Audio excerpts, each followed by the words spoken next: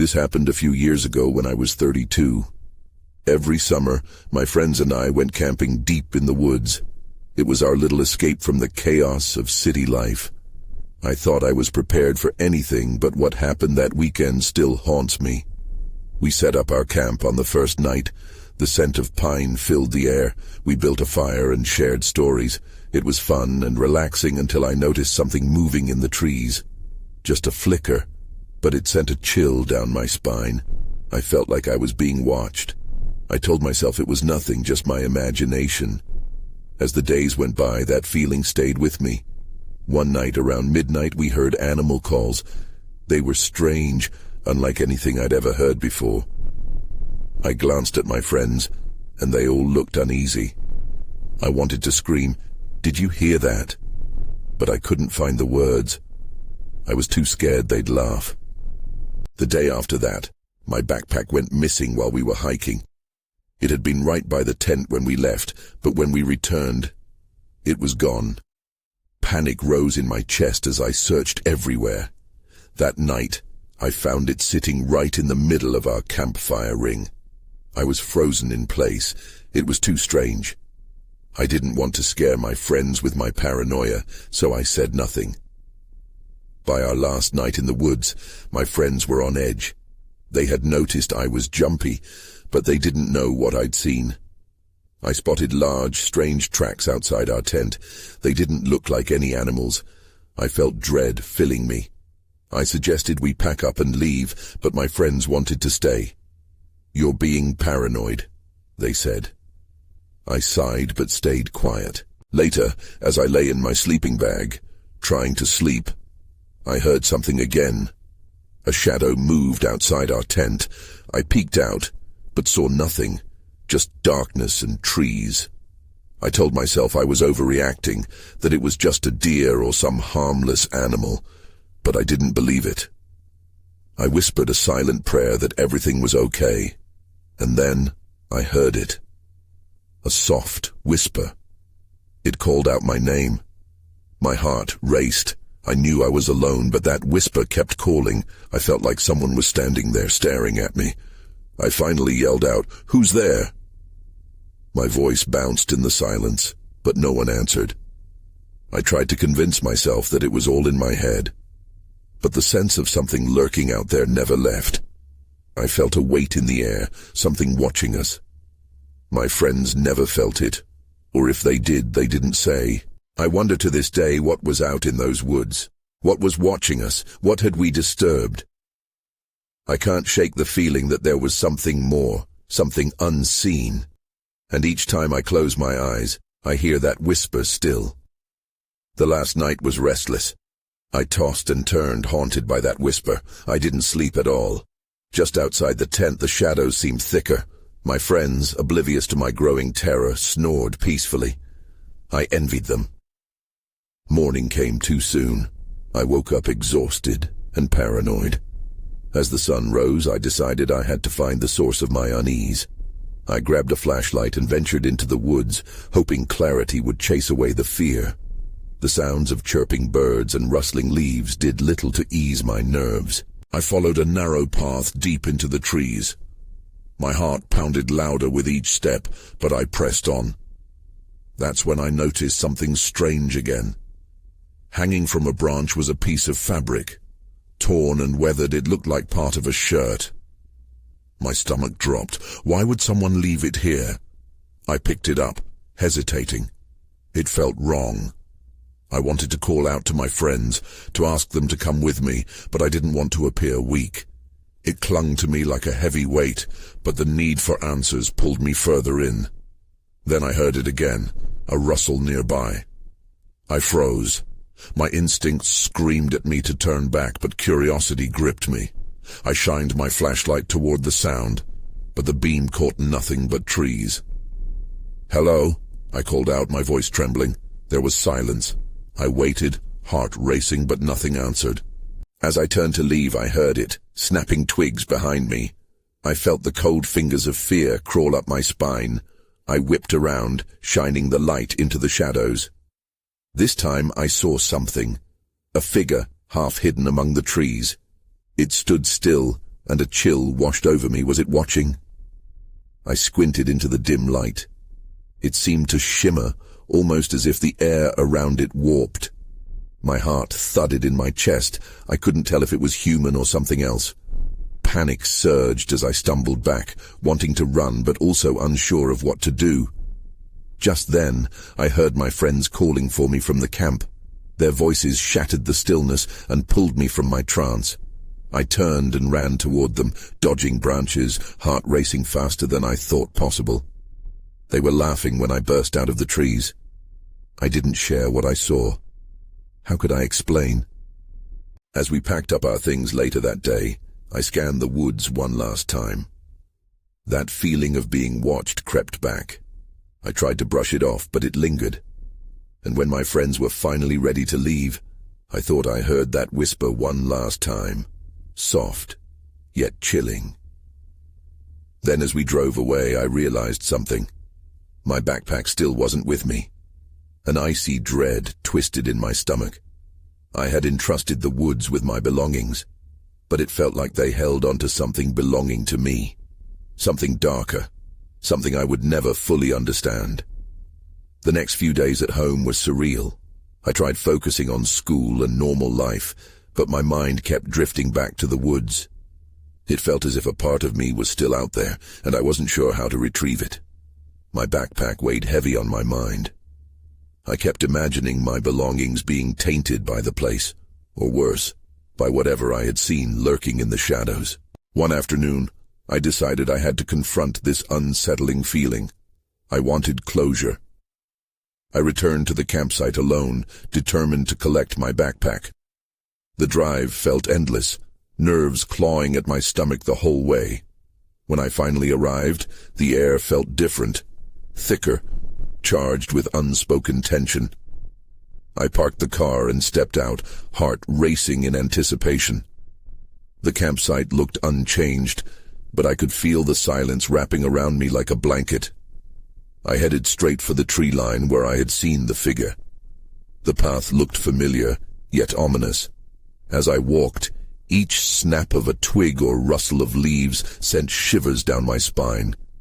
The sunlight struggled to reach through the dense canopy, casting long, stretching shadows that twisted unnaturally. I half expected to see that shimmer again, but only saw ordinary shadows. Still, anxiety gnawed at me. When I reached the spot, I felt a rush of relief. But when I bent down to pick up my backpack, a different feeling seeped in. Something eerie and unsettling. It was there, leaning against a tree, as if waiting for me. I hesitated. A surge of dread washed over me. Was someone playing a trick?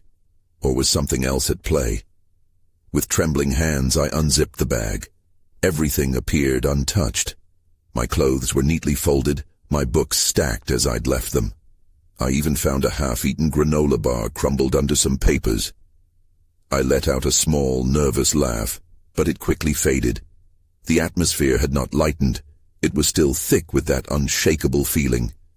Then I noticed a small object nestled in the corner, a shiny key. I picked it up, puzzled.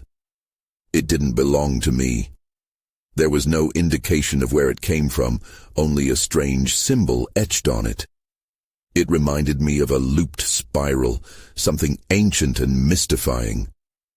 Suddenly, a rush of wind knocked leaves around me, and I felt that familiar sensation of being watched. I spun, expecting to find someone, something. But the woods remained quiet. Just then, I heard it, a low whisper that sent chills crawling down my back. It carried a warning, an urgency I couldn't place. The sound seemed to come from deep within the woods, beyond the reach of my flashlight. "Leave," it said, clear as day. My heart started to race as the whispers grew urgent. I turned to run, but that key gripped my hand tighter as if it had a will of its own. The woods echoed with something I couldn't understand, but I felt the danger pressing in. I stumbled backward, adrenaline surging as my instincts screamed at me to escape. I sprinted back through the trees, branches catching at my clothes, eyes darting around for the unseen. I reached my car, barely catching my breath before I slammed the door shut. As I drove away, I couldn't shake the feeling that whatever was in those woods wasn't done with me yet. Chapter 2. When I got home, I threw the key on my desk and tried to ignore it. I attempted to go about my life, focusing on school and chores, but every time I walked into my room, my eyes were drawn to that little metallic object, glimmering in the dusky light. I just couldn't shake the feeling that it meant something important. After a couple of days, curiosity won out. I picked it up again, examining the spiral design closely. It felt cold against my palm, and I wondered if it opened a lock somewhere, or perhaps it was a talisman of some sort. I had no way of knowing, but my heart raced with the potential mysteries that lay ahead. That Friday, I decided to do some research. I printed out pictures of ancient symbols from the internet, hoping to find something that resembled the symbol on the key. I lost track of time, flipping through pages and imagining where the key might lead. But all my searches ended in disappointment. I couldn't find anything even close. Frustrated, I left my desk and went downstairs for some air. As I stepped outside, the fresh air was refreshing but felt charged. The sun was setting, casting long shadows across the yard that seemed to flicker and twist, reminiscent of the woods. I shook off the feeling. The following day, I joined some friends at the local cafe. They noticed I was a bit distracted, and after a few playful jabs, I finally shared my tale about the camping trip and the whispers in the woods. My story was met with skeptical laughter and incredulous responses, but there were a few who seemed intrigued. One of them, Mia, asked more questions about the key. Could it lead to something? She asked, her eyes brightening. Maybe a hidden place, a secret stash? I shrugged, but her words lingered. I wanted to dismiss it, but a small part of me felt drawn to the idea. That evening, I decided to do something reckless. I grabbed the key, determined to explore the woods again. I texted Mia, inviting her along. After some convincing, she agreed, and soon we were back on the winding road toward the campsite. The drive felt different this time. Maybe it was the company, or perhaps the adrenaline coursing through my veins. As we parked, the familiar sense of unease settled in the pit of my stomach. "Are you sure about this?" Mia asked, glancing toward the tree line. "This time we'll stick together," I assured her, though anxiety crept back. We grabbed flashlights and stepped onto the path. The woods were shrouded in twilight. Sounds echoed around us, whispers of leaves, distant rustles. An unsettling feeling hung in the air, but we forged ahead. Then I noticed something. Just off the path, a small clearing caught my eye. The trees formed a natural circle, and within that circle something glinted. My heart raced as I led Mia closer, the key feeling impossibly heavy in my pocket. And that's when I saw it. A weathered chest, half buried beneath a tangle of roots, its lock matching the shape of the key perfectly. Chapter 3. My breath caught in my throat as I knelt beside the chest. It was older than anything I'd ever seen before, covered in dirt and moss, but the lock was intact. This sight sent a jolt of excitement mixed with fear through me. "Are you serious? Is that what I think it is?" Mia whispered, her eyes wide with disbelief. I nodded slowly, still trying to process the moment. I pulled out the key, its metallic surface glinting in the dim light of our flashlights. "Should we open it?" Mia hesitated, glancing nervously into the shadows of the woods. "What if it's dangerous? What if something bad is inside?" The weight of her words hung in the air. I felt that unsettling feeling surge again, threatening to pull me away. But something deep inside urged me to continue. "We'll never know if we don't try," I said, my hands trembling as I inserted the key into the lock. It slid in smoothly. With a sharp twist, I heard a loud click, and the lid creaked open. Dust poured out like years of secrets escaping. I peered inside, expecting treasure or artifacts. Instead, I found a small collection of odd items, a faded journal, a few trinkets that looked ancient, and a bundle of strange symbols drawn on pieces of leather. I reached for the journal first. The cover was cracked, and as I flipped it open, the smell of mildew stung my nostrils. The pages were yellowed, filled with hurried notes and drawings. Words like ritual, sacrifice, and the key jumped out at me, making my skin crawl. What does it say?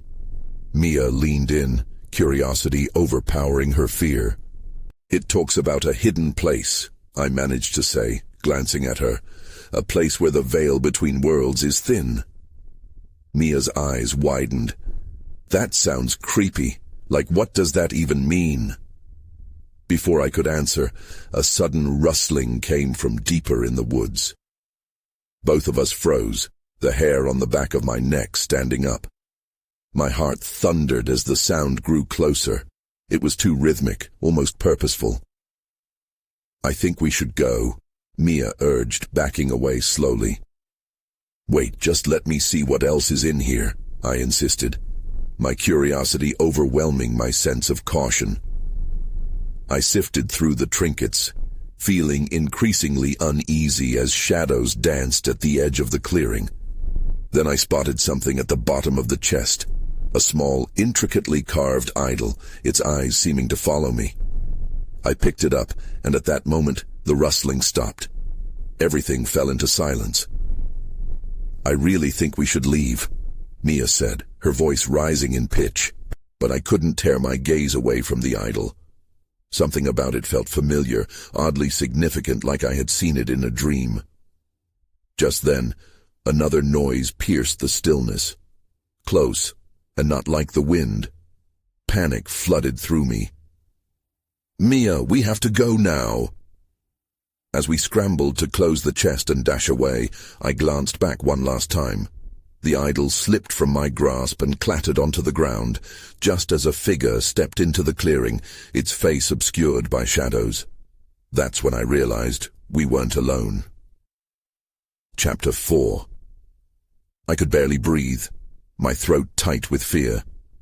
The figure in the clearing shifted, its shape blending into the darkness in a way that felt wrong, like it was part of the shadows themselves.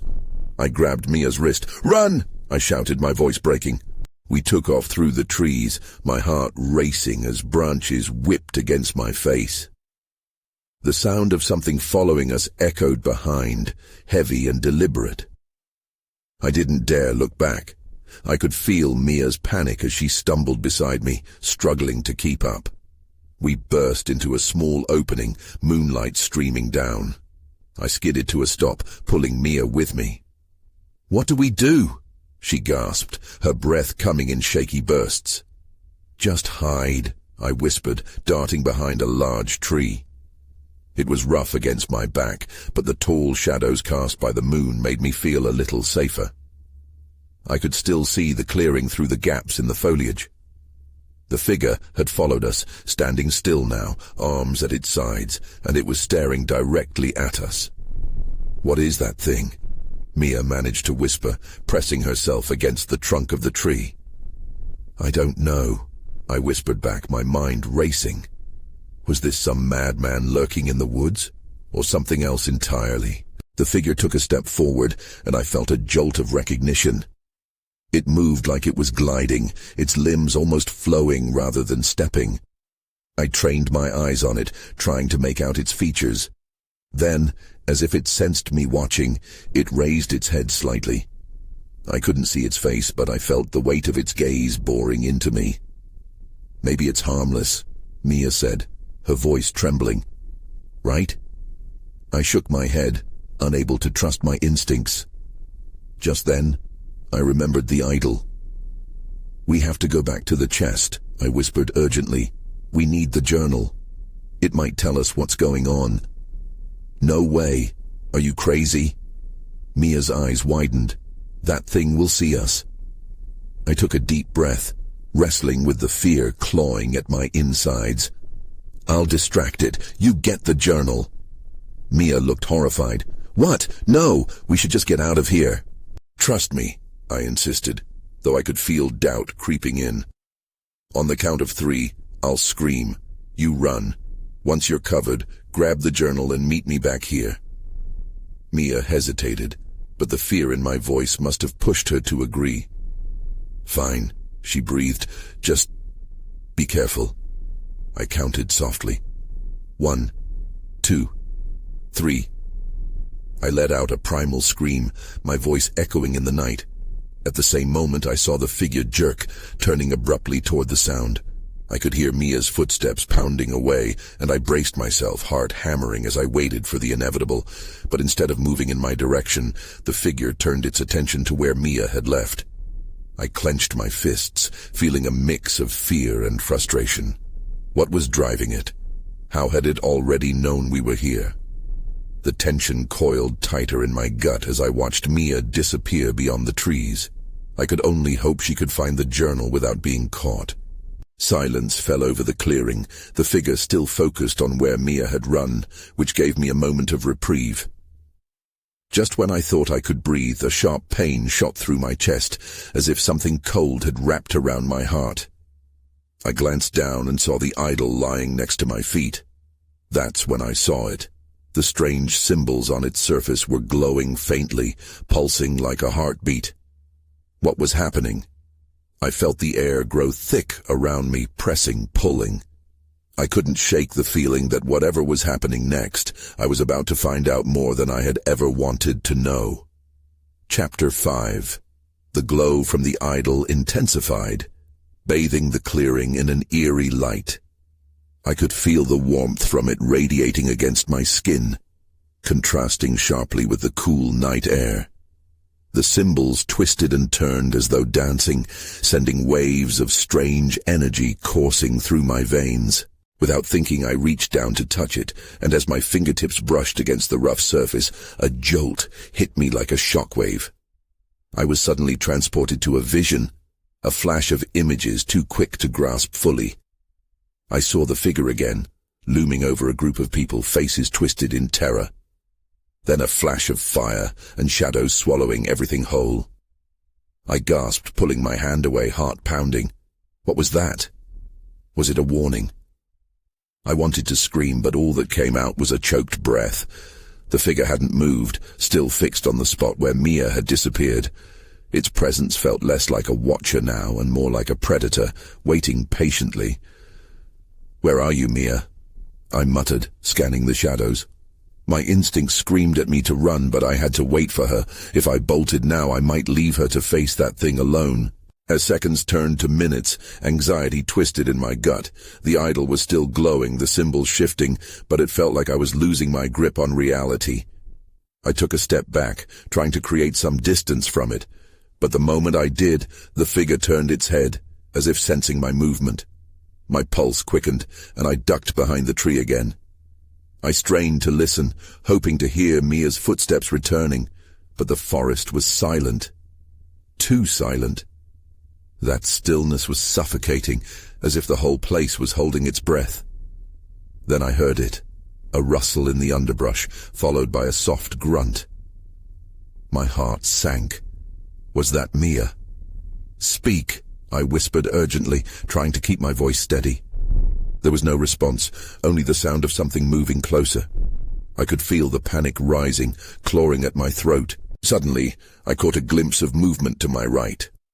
A shadow darted between the trees. My first instinct was to call out, but something stopped me. What if it wasn't Mia? What if it was the figure? Then, out of the shadows, she came.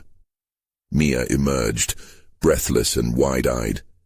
In her arms she clutched the journal, pages crinkling as she held it tightly. "Did you see it?" she panted, glancing around. "Yes, but it's still out there," I whispered urgently. "We have to get out of here." Mia nodded, but before I could make a move I heard it again. A deep rumble, almost like a growl. The figure was closing in on us. The air shifted, becoming heavier, more oppressive. I grabbed Mia's arm. "We need to run. Now." We took off down the path, the idol forgotten for the moment. Adrenaline coursed through me as we sprinted together, the sounds of the forest fading in and out. But as we ran, I couldn't shake the feeling that something was still watching us, following us through the dark. Then the ground beneath me shifted, breaking into a steady rhythm that felt like a heartbeat. I stumbled, trying to regain my balance, and that's when I caught a glimpse of the figure again, closer now. Its form slithered between the trees like smoke, and I threw a glance at Mia. "Keep going," I shouted, forcing my legs to move faster. But the forest was changing around us, shadows dancing wildly. That's when it happened. The ground beneath our feet gave way and I fell, the world flipping upside down, swallowed by darkness as the ground opened up beneath me. I didn't know what awaited us below, but I felt certain of one thing: whatever it wasn't going to let us go. Chapter 6. Falling felt like an eternity. I braced myself for impact, but when it came I landed on something soft, a pile of leaves. It was dark, and confusion raced through me. I blinked, trying to adjust to the dim light. "Mia," I called out, my voice echoing in the enclosed space. "Are you okay?" "I'm here," she replied, and I heard a rustle as she crawled beside me. Relief flooded me for a moment, but it was short-lived. "What is this place?" I whispered, looking around. We were in a small cavern, the walls slick and damp. The air felt heavy with the scent of earth and moss. I could barely make out the shapes of rocks and roots that stretched toward the ceiling. Mia's breath came in quick bursts. "I don't know. I just landed here. I thought we were dead." "Not yet," I said, trying to keep the panic at bay. "But we need to find a way out." I pushed myself to stand, feeling the uneven ground beneath me. A soft, eerie glow emanated from the walls, illuminating strange symbols similar to those on the idol. My heart raced as I gazed at them, realizing they were also shifting, just like before.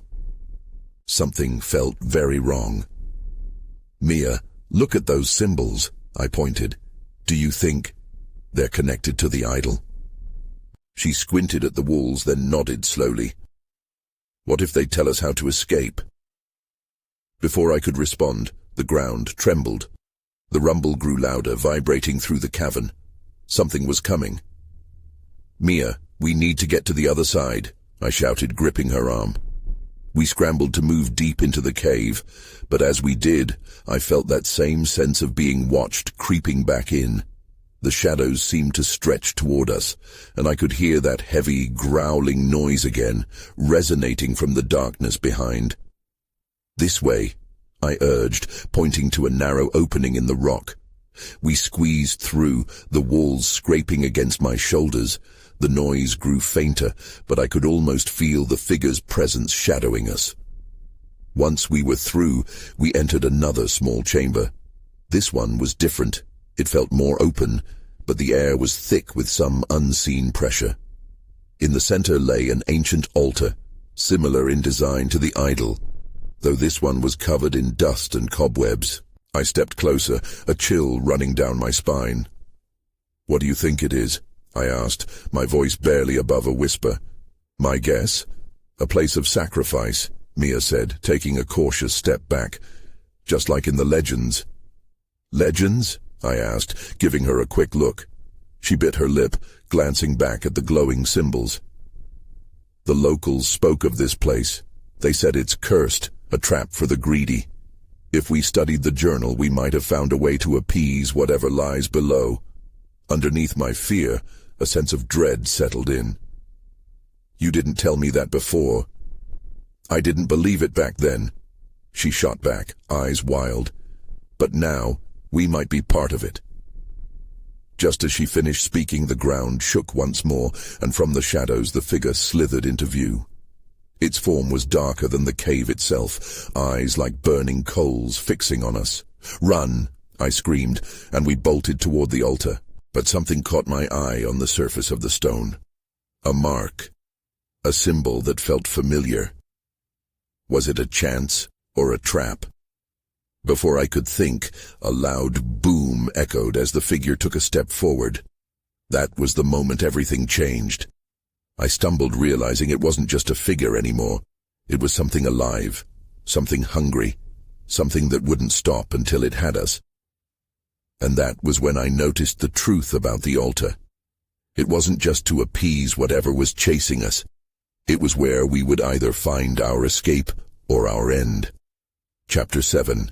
The air turned electric as I faced the shadowy figure. Panic filled my chest. My instincts screamed at me to keep moving, but I was frozen, just staring at the mark on the altar. It pulsed softly, its glow almost beckoning me. "Mia, we can't stay here." I forced the words out, breaking the spell it had cast over me. She was already sprinting to the altar, her heart racing as she grasped my arm and pulled me with her. "What if it's a way to escape?" she shouted, her voice trembling. "What if it's a trap?" I countered, but the words barely came out. The figure was closer now, and I could see more of it, slithering, its shadow melding with the darkness, every bend and turn sending shivers crawling up my spine. With a burst of energy, I lunged toward the altar, my feet slipping on the damp ground. Mia was beside me, her breath coming in sharp gasps. Together we reached the stone, and I could feel its cold surface against my palms. "What do we do?" She looked at me, her eyes wide with fright. I stared at the shifting symbols glowing beneath my fingers. "Maybe we can activate it. Like the idol," I said, trying to sound brave.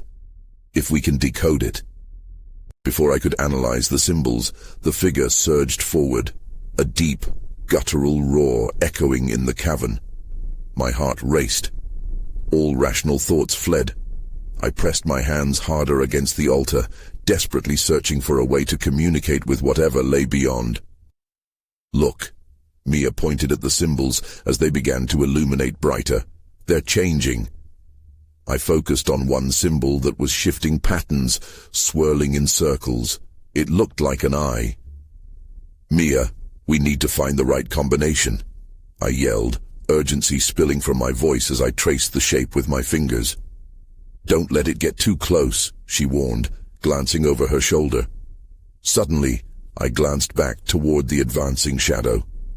The figure had formed into something almost human, but grotesque, its eyes piercing into mine. Fear clawed at my throat, but I couldn't look away. "Help me!" Mia cried out as she began tracing symbols of her own, her fingers moving with a frantic rhythm. "I think I see a pattern." Together we started to draw the symbols in the dust that covered the surface of the altar. I wasn't even sure what I was doing. I hoped that somehow it would invoke a response. The shadows elongated behind us, the roar growing more insistent, but we pressed on. With each stroke we made, I felt the ground tremble beneath me, and a deep resonance filled the air. Then I felt a hot rush of wind blast through the chamber as the figure lunged toward us. Just as it reached the altar, a jagged crack echoed around the room. A fissure opened in the ground beside the altar, revealing a brief flash of light shimmering within. "Chris!" Mia shouted, pulling me back just as the figure crashed against the altar. The stones shook, and the symbols glowed brighter than ever. In that moment, I made a decision. "We have to jump into it," I yelled. Before she could respond, I took a step toward the light, its embrace almost inviting. But as I turned back to grab her hand, I noticed something strange, a second altar emerging from the shadows behind Mia. "What is that?" I asked, dread creeping back in. "I don't know, but we have no time," Mia said, her voice urgent. Before I could decide on the jump, the figure lunged again. I felt the air shift as darkness consumed everything around us, and the last thing I heard was the chilling sound of its growl merging with a chaotic whirlwind. Everything went dark. When I finally opened my eyes, I was lying on a cold, hard surface. It took a moment for my vision to clear, but when it did, I realized I was back in the clearing where we had found the chest. The night sky stretched above me, stars twinkling like distant watchers. I scrambled to my feet, disoriented. "Mia!" I called, my voice trembling. Anxiety gripped me as I scanned the area, but there was no answer. The clearing, serene and innocent under the moonlight, felt anything but. Tension lingered in the air, thick and unsettling. I turned in circles, my heart racing. Had it all been a dream? But the memories surged, running through the shadows, the altar, that dreadful figure. I could still feel the echo of that growl reverberating in my bones.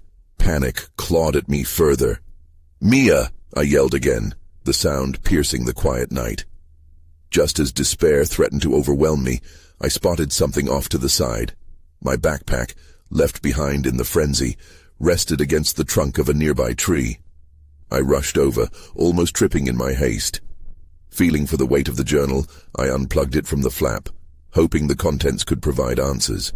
As I thumbed through the pages in a frenzy, I caught sight of Mia's name scribbled in the margins. "Where are you?" I murmured, clutching the journal tightly. A cold prickle swept over me.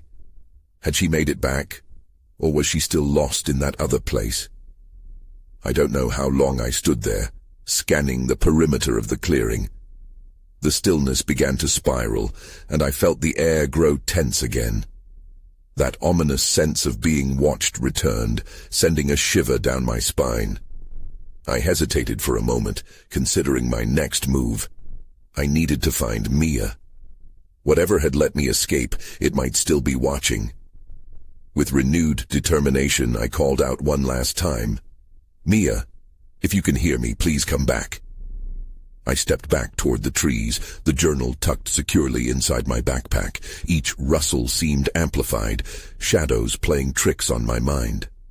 Then I heard it, a faint whisper on the wind, barely a breath. "Chris." My breath caught. The sound felt yearning, as if it was pulling me. "Mia!" I shouted, taking a step toward the trees. But just as I began to sprint, I felt something cold grasp my wrist, like fingers of ice wrapping around me, holding me back. The whispers grew louder, rising into an urgent chorus. "Let me go!" I shouted, but the grip tightened, refusing to release me. Fear cascaded through my veins, and I stumbled backward, breaking free and falling hard. As I lay there gasping, I looked up just in time to see a shadow move among the trees. A slender silhouette, dappled and shifting with the darkness. I couldn't tell if it was the same figure or something even more unsettling. It swirled like a black smoke, unearthly and unnatural. The panic surged again as I pushed myself up, heart racing.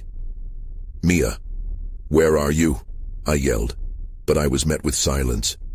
What was this thing, and was it connected to her? Before I could contemplate an escape route, the silhouette advanced. My instincts kicked in. Run! Adrenaline surging, I bolted toward my car, navigating the familiar path with an urgency I had never felt before. With every step, I could feel the presence behind me like a dark cloud inching closer, thumping pieces of my sanity away. I didn't dare look back. I reached the car, flinging open the door and slamming it shut behind me. As I turned the key in the ignition, the engine roared to life. I glanced in the rearview mirror, half expecting to see the figure, but the clearing was empty.